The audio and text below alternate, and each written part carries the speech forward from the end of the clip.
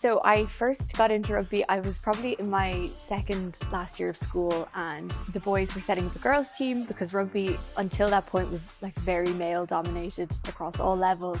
And they set up a team, dragged me down the first night, and then after that I probably just kept going back. I really enjoyed it and kind of stopped playing other sports to focus on rugby. Do I see the sport becoming more popular? Yes. Especially from a women's perspective. Men's rugby has been in place in Ireland for a good couple of 100 years. So women's rugby is still in its infancy in that regards. It's about 30 odd years old, but in regards to its growth, we're really seeing that making a big leap over the last couple of years. It's becoming more popular. We've had, obviously, our international women's team have had some successes in 2013 to 2015. We reached the semi-final of the World Cup, and we also we won the Grand Slam, Six Nations Grand Slam, and we won the Six Nations Championship within that period. Yeah, so I think the way women's rugby works here would be that everyone would have a club. So my club is Railway Union, and then from there you can play for your province, which would be your like regional kind of areas. There'd be 4 provinces in Ireland, and then obviously playing for Ireland is the top level. So it's not professional at the moment, but obviously after the Six Nations there's talks that it'll slowly become professional, and by next year's tournament in March there should be contracts in place for women. So it's great that the girls and the girls playing at that high level will have that stability in that contract there. But a contract isn't the be-all and end-all, because it's not going to be a life-changing scenario for them.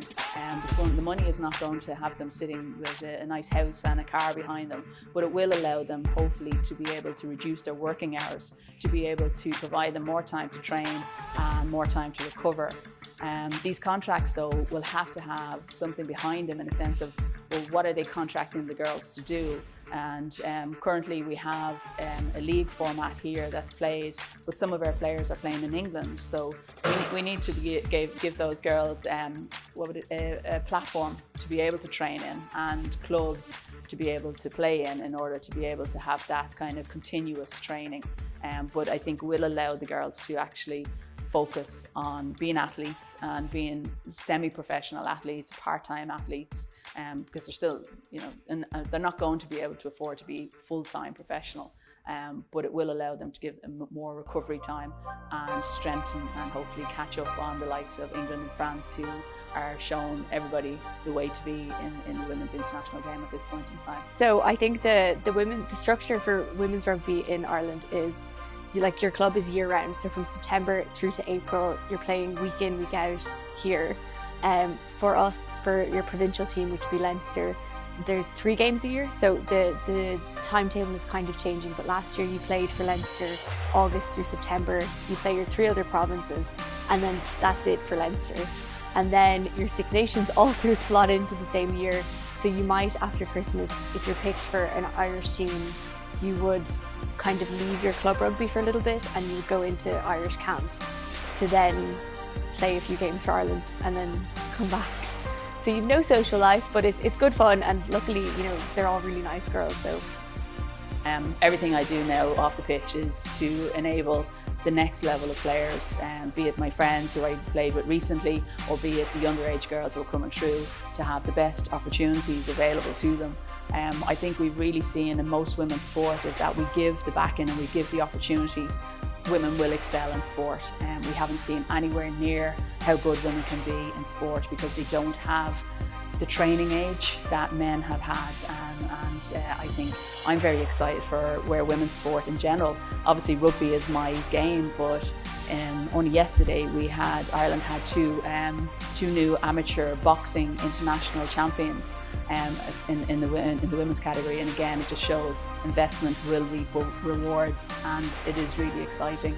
And these guys, I'm calling them girls, these women, these athletes, they train so hard, they put in so much. As you say, they're training around 7 times a week, and they're in the gym 2 to 3 times a week, depending on what time of the year it is. they're on the pitch 2 to 3 times a week, whether that's physically doing sprints in order to get fitter and faster, or whether that's working on their skills. So they're putting in the time, the effort, the energy, and it would be great for them to get that reward back, be it with contracts, be it with competitive leagues, and be it with, I'm going to say, bums on seats with people coming to see their games.